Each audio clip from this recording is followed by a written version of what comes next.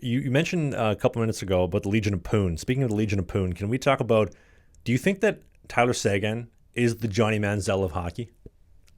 No, because Tyler Seguin's still playing in the league, and he's in the conference finals. And Johnny Manziel is nothing but a distant memory on a bad Netflix documentary. There's no comparison.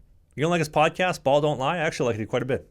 Never listened to it once. I know he had a quick stint in the Canadian Football League, and we got to see him run around that big gridiron. But look, Johnny Manziel was a meme. He was Andy Warhol's prediction of everyone will have their 15 minutes of fame. I guarantee you he looks back and doesn't regret a single thing. He probably loves his life right now. He saved his noggin from getting a whole bunch of concussions, but he was a huge distraction in the NFL, and he actually changed the way interviews go for player interviews before the draft because of Johnny Manziel, 100%.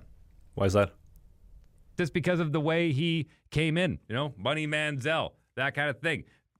They are not looking for guys that are that brash. They're looking for guys who are soldiers, who are going to come in. And I've already studied the playbook. Yes, I know exactly what I'm going to do. Ryan Leaf is another great example of that. So Johnny Manziel was a great example of what not to do when you get drafted into the NFL.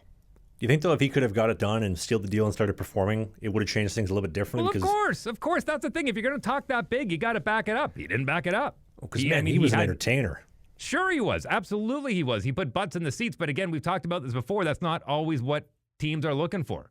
You know what I mean? Like they want to make sure they do it the right way. They want to make sure that their guys are clean cut and they say all the right things and they say all the right things in the interview. They don't want somebody flashy. They don't want someone distracting because it, as you said before, it affects the dressing room.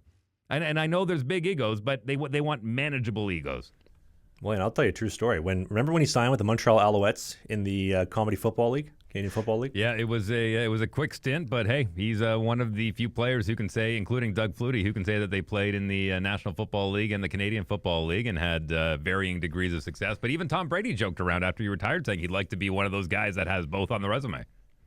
Man, he stuck around about as long as my high school girlfriend did. In and out, see you later. Hey, if you enjoyed what you just saw, we do new clips every single day, twice a day on the Clips channel. You see clips right here. And beside Dave's crotch, we have a full-length show every single Sunday, right by my hand. Click right here.